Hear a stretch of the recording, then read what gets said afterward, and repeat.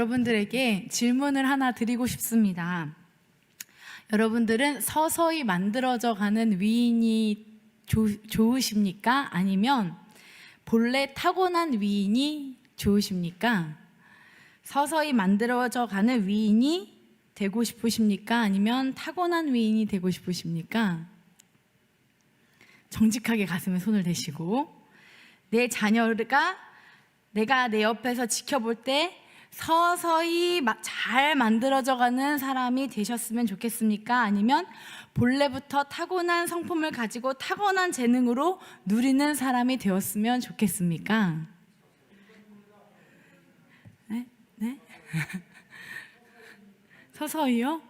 근데 왜 그러셨어요? 근데 왜 우리는 이렇게 조바심이 날까요? 그쵸? 옆에서 분명히 서서히 가만히 지켜보면 될 수도 있는데 이렇게 가만히, 입이 가만히 안 있잖아요. 그죠? 우리는 본래 타고난 위인을 좋아하는 성향이 있는 것 같습니다. 성경 속의 사람들도 타고난 위인처럼 보이고 생각하는 경향이 분명히 있는 것 같아요. 베드로는 그럼 서서히 만들어진 위인일까요? 아니면 본래 타고난 위인일까요? 네, 딱 두 가지 사건만 생각해도 알 수 있지요. 하나는 예수님을 3번 부인한 일이고, 다른 하나는 사도행전에서 설교 한 번으로 수천 명을 회개하도록 이끈 사건입니다. 그쵸? 그는 서서히 위인이 된 사람입니다. 오늘은 베드로가 어떻게 그 자리까지 이르게 되었는지 살펴보려고 합니다. 그래야 그가 걸었던 길을 우리도 용기를 내서 걸어갈 수 있을 것입니다. 누가복음 22장 31절부터 34절의 말씀을 함께 한번 읽어보도록 하겠습니다. 누가복음 22장 31절부터 34절 말씀입니다. 시작. 시몬아 시몬아, 보라, 사탄이 너희를 밀가부르듯 하려고 요구하였으나 그러나 내가 너를 위하여 내 믿음이 떨어지지 않기를 기도하였노니 너는 돌이킨 후에 내 형제를 굳게 하라. 그가 말하되 주여, 내가 주와 함께 옥에도 죽는 데에도 가기를 각오하였나이다. 이르시되 베드로야, 내가 내게 말하노니 오늘 닭 울기 전에 내가 3번 나를 모른다고 부인하리라 하시니라. 아멘. 예수님은 미리 알고 계셨습니다. 무엇을요? 베드로가 예수님을 부인할 것을 말입니다. 그래서 예수님은 베드로를 향해 너는 돌이킨 후에 내 형제를 굳게 하라, 이렇게 말씀하신 것이죠. 당시 베드로는 예수님을 위해 죽을 각오도 있었지만 사실 그가 돌이켜야 할 잘못을 저지를 것도 또 돌이킬 것조차도 미리 알고 계셨다는 거예요. 이와 비슷한 내용의 구절이 있어서 함께 읽고 싶습니다. 요한복음 18장 3절부터 4절 말씀입니다. 18장 3절부터 4절 말씀인데요, 함께 읽겠습니다. 시작. 유다가 군대와 대제사장들과 바리새인들에게서 얻은 아랫사람들을 데리고 등과 횃불과 무기를 가지고 그리로 오는지라. 예수께서 그 당할 일을 다 아시고 나아가 이르시되 너희가 누구를 찾느냐. 아멘. 여기서는 예수님께서 무엇을 다 아셨다고 하십니까? 당할 일을, 고난 당할 일을, 그 어떤 모습으로 누구에게 당할 것을 다 아셨다고 하십니다. 예수님께서 다 아시는 것은 어쩌면 너무나 당연한 일이죠. 왜냐하면 예수님은 하나님의 아들이시기 때문입니다. 하나님이시기 때문이죠. 예수님은 다 아십니다. 베드로가 예수님을 3번이나 부인할 것도 자신의 제자였던 한 명인 그 사람이 이제는 무기를 들고 와서 자신을 잡아가고 모진 순환을 받고 이제 끝내는 자신이 십자가에 못 박혀야 이것이 끝난다는 사실을 예수님은 모두 다 알고 계셨습니다. 어떤 어른들이 수면 내시경 안 받고 나는 비수면으로 한다 라고 하세요. 막 그렇게 하시는데 한번 받고 오시면 많이들 그렇게 말씀하시더라고요. 모르니까 했지 아니까 못하겠다. 그러니까 예수님이 얼마나 괴로우셨을까, 저는 그런 생각이 들었어요. 모르면은 배신을 이렇게 그냥 모르다가 악 하고 당하는데 알고 있어. 얘가 나를 배반할 것도 알고 고난도 당할 것도 알고 미리 내 인생을 다 알고 계신 하나님께서 알고도 사랑하시고 알고도 고난 당하시고 다 알고도 겪어내셨다는 거예요. 그게 우리와 하나님의 다른 점이 아니겠어요? 그러니까 저는 정말 그것을 다 하시고도 베드로를 위해서 기도하셨다는 그 예수님의 마음이 어떤 것일까를 제가 감히 상상할 수가 없다는 생각이 들었습니다. 저는 여러분들께 이런 말씀을 드리고 싶어요. 그런 주님께서 여러분들의 마음도 다 아십니다. 여러분들의 과거를 아시고요, 여러분들의 미래도 아십니다. 그리고 여러분의 지금의 모습도 알아주십니다. 그런 성도님을 위해 지금 기도하고 계십니다. 주님이 다 아십니다. 그런데 그렇게 아시는 예수님께서 그들 중에 하나도 잃지 않는 것이 예수님의 마음이라고 성경이 분명히 얘기하고 있는데 베드로가 부인하는 것은 막아주시질 않았습니다. 예수님은 그 중에 아무도 잃고 싶지 않았는데 베드로가 부인하는 것을 막으실 수 있는 분이잖아요. 근데 막지 않으셨어요. 왜 그러셨죠? 왜 예수님이 그것을 막을 힘이 있으셨잖아요. 근데 왜 안 막으신 거죠?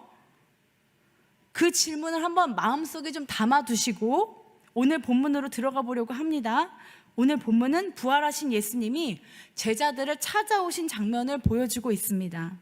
물론 베드로는요, 제자들이 한 곳에 모여있던 곳에서 부활하신 예수님을 만났습니다만 뭔가 모르게 다시 예전으로는 돌아갈 수 없었던 그런 마음이었었던 것 같아요. 다시 예전처럼 예수님의 제자로서는 생활할 수 없는 그런 좀 막 갈팡질팡한 그런 마음이었던 것 같아요. 그래서 동료 제자들과 함께 물고기를 잡으러 디베랴 호숫가로 갔지만 자신의 마음처럼 밤새 물고기도 한 마리도 안 잡히는 거예요. 갈피 못 잡는 내 마음처럼 물고기도 안 잡혀요. 그런데 그들 중에 누군가가 대뜸 얘들아 물고기 있니? 라고 묻는 거예요. 없다고 하니까 그물을 오른편에 던져보라고 해요. 그러니까 물고기가 막 많이 잡혔어요. 그들 중에 제자 한 명이 예수님인 걸 알아봤습니다. 베드로에게 주님이시다 하니까 베드로는 막 당황스럽고 막 부끄럽고 막 마음에서 난리가 났던 것 같아요. 벗고 있다가 막 겉옷 입고 바다에 뛰어내려 버립니다. 다시 올라왔을 때 기분이 어땠을까요? 여러분 혹시 이런 적 있으세요? 너무 막 갑자기 당황스러워가지고 막 뭘 팍 던졌는데 다시 주워야 될 때 그런 적 있으시죠? 그리고 어쩌다가 막 감정이 격해져가지고 문을 닫았는데 쾅 닫아버렸어요. 너무 세게 닫아가지고 다시 살짝 열어야 되는 거예요. 그런 마음일 때가 이 베드로의 마음이 아니었을까요? 왜냐하면 베드로 다시 올라와야 되잖아요. 물속에 다시 팍 뛰어들었다가 다시 올라와야 되는 거예요. 이 예수님 앞에서나 동료 제자들 앞에서나 그 베드로의 체면이 말이 아니었을 것입니다. 그런데 올라와 보니까요, 육지에 예수님이 숯불을 막 올려놓으셨어요. 생선도 좀 있고 떡도 좀 있고, 식사 안 하신 분들은 막 용포리에 그 달 고등어 생각나실 거예요. 잡은 생선도 좀 가져와라 해가지고 막 새 생선도 막 구우시는데 얼마나 정적이 흘렀겠습니까? 또 밥 먹는 동안도 좀 정적이 흘렀겠지요.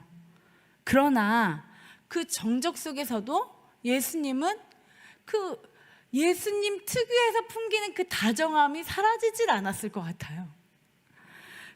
그리고 그 정적을 깨고 예수님이 식사 후에 베드로에게 물으셨습니다. 요한의 아들 시몬아, 그게 무엇을 말하는 거예요? 나 네가 요한의 아들인 거 알지? 넌 여전히 나에게 너무나 가까운 시몬이지. 요한의 아들 시몬아, 네가 이 사람들보다 나를 더 사랑하느냐? 이때 베드로의 마음이 어땠을까요? 조금 전으로 돌아가서 아까 그 민망하던 그 마음으로 육지로 올라왔을 때 예수님이 그 올려놓으신 그 숯불을 보고 베드로 무슨 생각이 났을까요? 근데 또 그날은 또 새벽이었잖아요. 그 새벽에 그 불을 보면 무슨 생각이 날까요? 베드로가요? 그 대제사장의 집에서 그 새벽에 그 불을 쬐고 있을 때 예수님을 3번 부인했잖아요. 그 새벽에 그 숯불 앞에서 서 계신 예수님을 보면서 정말 뭐가 완전히 오버랩 되지 않았겠습니까? 근데 예수님은 자꾸 뭔가를 보라는 듯이 그 숯불 앞에서 떡을 계속 뒤집으시면서 생선을 뒤집으시면서 굽고 계시는 거예요. 그 불을 보고 싶지 않지만 그 불은 계속 보이고, 예수님은 별말이 없으시죠. 너 왜 그랬냐고도 안 하시고, 네가 한 행동이 내게 얼마나 고통스러웠는지도 얘기 안 하십니다. 어쩌면 베드로는 그 모든 마음에 복받쳐서 눈물 젖은 밥을 먹었을지도 모르겠습니다. 그리고 그 주님의 질문, 요한의 아들 시몬아, 내가 이 사람들보다 나를 더 사랑하느냐라고 들었을 때 그가 뭐라고 할 수 있었겠습니까? 사실 사랑이라고 하면 저는 이전에 베드로라면요 진짜 자신 있었을 거라고 생각해요. 베드로가 예전에 뭐라고 했습니까? 모두 주를 버릴지라도 나는 결코 주를 버리지 않겠습니다라고 했잖아요. 이게 사랑 고백이라면요, 나는 모든 것을 버려서 너를 사랑할 수 있어. 나는 세상에 하늘의 별도 너를 따라줄 수 있어. 약간 이런 고백이었잖아요. 나는 목숨까지도 너를 위해서 바치겠어. 이때 그는 정말 이건 거짓말이 아니었거든요. 그래서 베드로가 처자식도 버리고 배도 버리고 예수님을 따랐던 거 아니겠습니까? 그때 그 나름대로는 정말 진심이었던 거예요. 그래서 예수님을 끌고 가려던 말고의 길을 칼로 친 게 아니겠어요? 그러니 베드로는 정말 예수님을 사랑하는 게 맞았어요. 그러나 지금 이 상황에서 한번 보세요. 진심이었지만, 그 진심을 가지고 열심히 예수님을 사랑했지만 결과적으로 내가 그것을 할 수 없음을 인정해야만 이 상황 속에서 예수님은 질문하시는 거예요. 베드로야, 이 사람들이 나를 사랑하는 것보다 내가 나를 사랑하느냐? 그래서 이 대화 속에서 사랑이라는 단어는 예수님과 베드로가 사용한 단어가 차이가 있습니다. 예수님은 앞에 두 질문에는 하나님의 사랑을 의미하는 아가페를 사용했지만 마지막 질문에는 친구의 우정을 의미하는 필리아라는 단어로 낮추어서 사용하셨습니다. 반면에 베드로는요, 시종일관 필리아라는 단어를 계속해서 사용하고 있습니다. 그러니까 아가페라는 단어를 예수님이 2번 사용하시고 마지막에는 필리아로 사용하셨고요, 계속해서 베드로는 필리아만 사용하고 있었던 거예요. 그러니까 한번 보세요. 요한의 아들 시몬아, 내가 이 사람들보다 나를 아가페로 사랑하느냐? 주님이 2번 질문하실 때 베드로는 네, 저는 주님을 필리아로 사랑합니다 라고 계속 대답하고 있습니다. 이게 무엇을 의미합니까? 아마 베드로의 속마음은 이랬을 것입니다. 주님, 저는 주님을 아가페로 사랑한다고 생각했고, 주님, 그래서 주는 그리스도시요 살아계신 하나님의 아들이십니다 라고 고백했습니다. 그래서 제 배와 처자식을 버려두고 예수님을 따랐습니다. 또 내 생명까지도 바치려고 했습니다. 그러나 지금 와서 내가 한 행동들을 돌아보니 제가 한 사랑은 하나님을 향한 사랑이 아니라 기껏 사람 간에 할 수 있는 그런 우정 같은 사랑이었습니다. 내가 추구한 사랑과 내 현실의 사랑의 간극이 너무 컸습니다. 그 얘기를 할 때 얼마나 마음이 아팠을까요?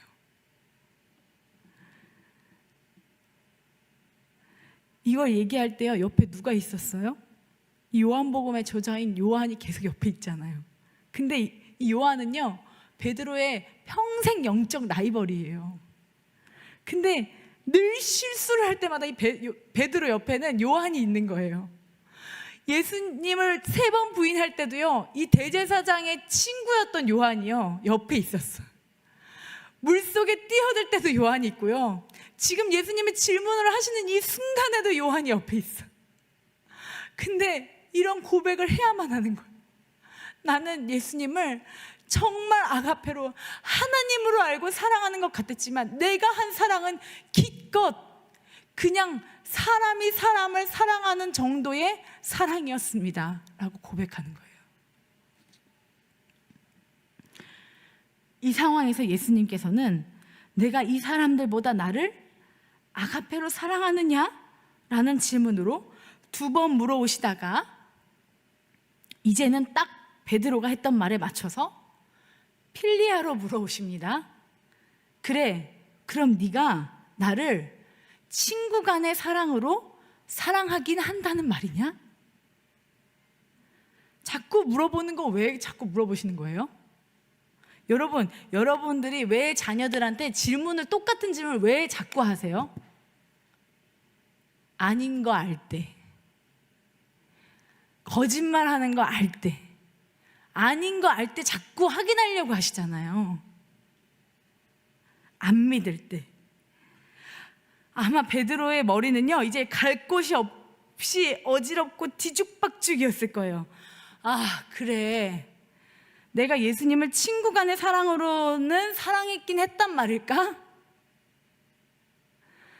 베드로는 아마 엄청 울면서 이 말을 했을 것 같아요. 주님, 모든 것을 아시오매 내가 주님을 사랑하는 줄을 주님께서 아시나이다. 주님은 아시잖아요. 내가 뭔 사랑으로 사랑했는지 난 이제 모르겠어요. 근데 주님은 아시잖아요. 베드로는 이렇게 예수님을 3번 부인하고 부활하신 예수님을 만난 이후에 예수님이 찾아와서야 내가 고백하고 확신한 것이 진짜 나는 아니더라 라는 것을 깨닫습니다. 의욕과 결심과 열심만으로는 예수님을 따를 수 없다는 것을 깨달았습니다. 그리고 그때서야 비로소 예수님께서는 베드로의 사랑이 아가페가 아님을 알고 계셨죠. 원래부터 알고 계셨죠. 그러나 아심에도 불구하고 내 양을 먹이라 라고 부탁하십니다. 사실은 이것을 깨닫게 하시기 위해 베드로의 부인을 막지 않으신 것입니다.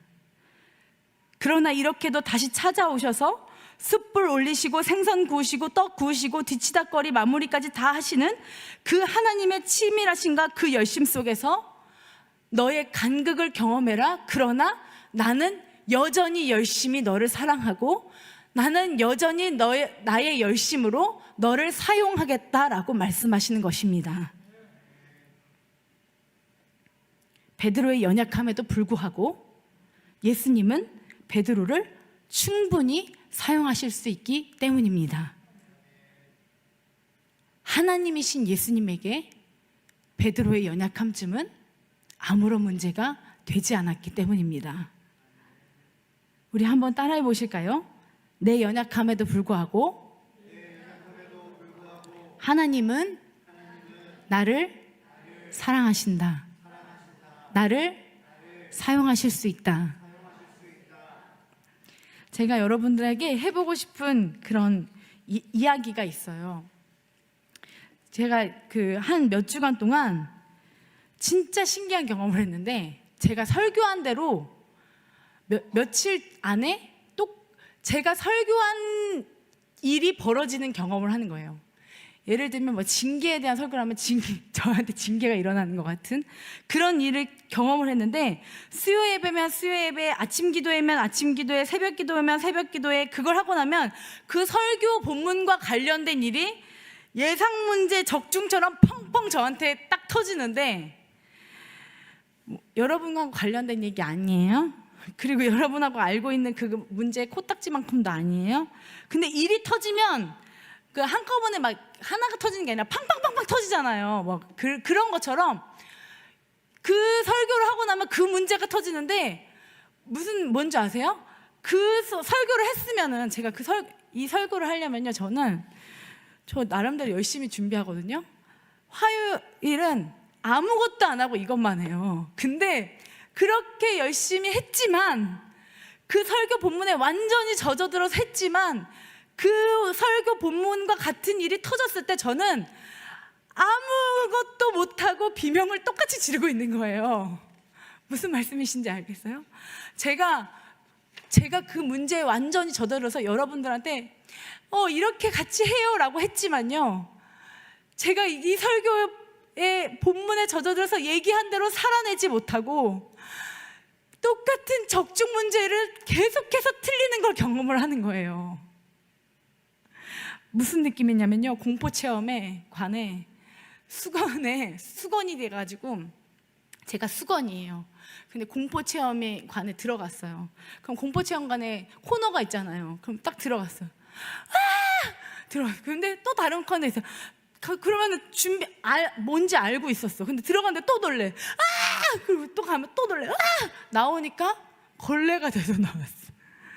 근데 들어갈 때 무서울 거 알았는데 안 깜짝 놀란 적이 없고, 계속 비명 지르고 나오고, 계속 불안해하고 무서워하고, 그래서 제가 설교하면 대로 살기만 하면 되는데 살지 못하는 제 자신을 보면서요, 와, 나는 진짜 안 되는 인간이구나.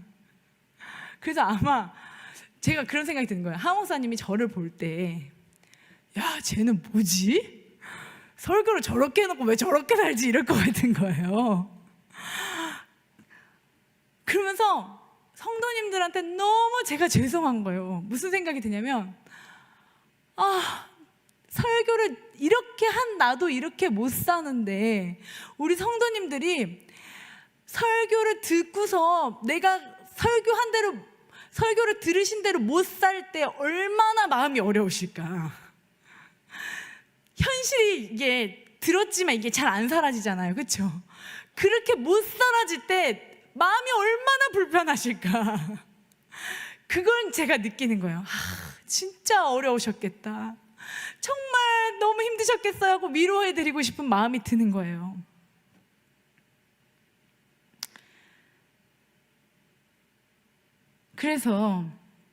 그런데 그런 저를 이렇게 딱 인정하고 나니까요, 모르겠어요, 인정했는지 안 했는지. 근데 인정할 수밖에 없고 나니까, 왜 하나님이 저를 이 하나님의 열심 시리즈를 하게 하셨는지 알 것 같아.